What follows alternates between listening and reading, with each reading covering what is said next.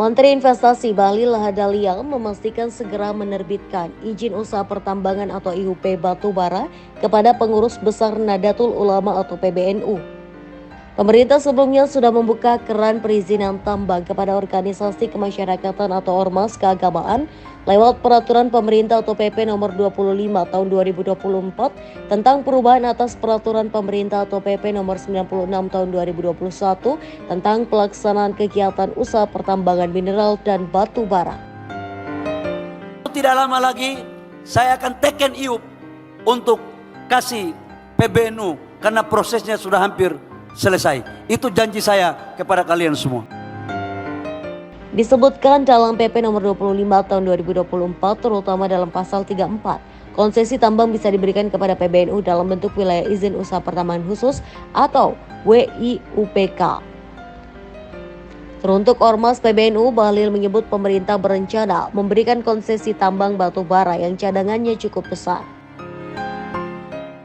Kita akan memberikan konsesi batu bara yang cadangannya cukup besar kepada PBNU untuk dikelola dalam rangka mengoptimalkan organisasi. Rencana pemberian konsesi tambang batu bara pada PBNU juga diklaim sudah melalui persetujuan Presiden Joko Widodo. Menurut Bahlil, karena PBNU tidak berpengalaman dalam urusan tambang batu bara, pengelolaan bisa diserahkan ke pihak lain.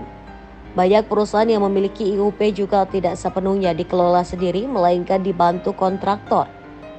Demikian juga dengan ormas yang tentu akan mencari partner lain untuk mengelola IUP.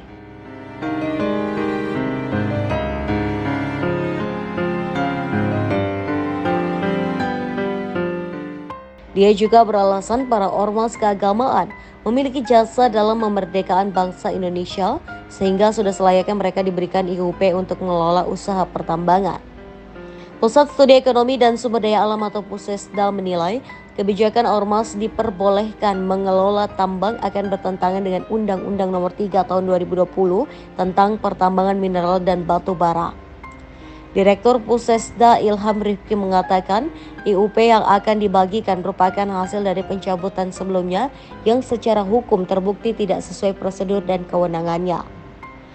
Jurisprudensinya jelas dapat dilihat dari banyak putusan Pengadilan Tata Usaha Negara atau PT-UN yang memerintahkan pemerintah mengembalikan IUP kepada badan usaha pemilik sebelumnya.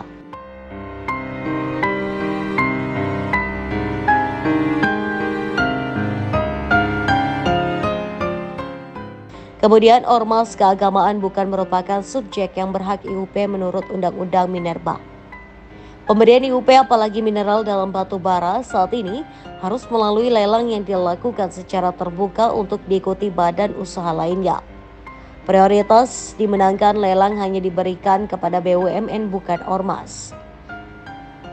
Lebih lanjut, wacana pemberian IUP kepada ormas tidak memiliki dasar, kriteria, dan urgensi yang jelas. Sementara di sisi lain dampak ketidakpastian hukum dan berusaha pada sektor pertambangan terus terjadi sejak dilakukan pencabutan IUP secara masif.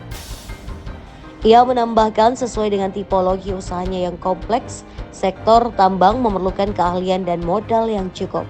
Tidak ada yang bisa menjamin bahwa pengusahaan tambang oleh ormas dapat berdampak lebih positif bagi negara.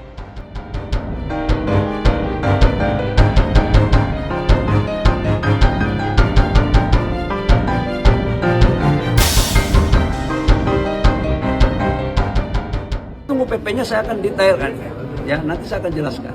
Logikanya begini loh, kalian punya hati nggak sih? NU Muhammadiyah, tokoh-tokoh gereja, pura Hindu, di saat Indonesia ini belum merdeka, emang siapa yang merdekakan bangsa ini? Di saat agresi militer tahun 48 yang membuat fatwa jihad, emang siapa?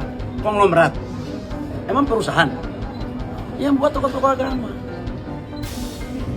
Di saat Indonesia udah merdeka, masa nggak boleh kita memberikan mereka perhatian?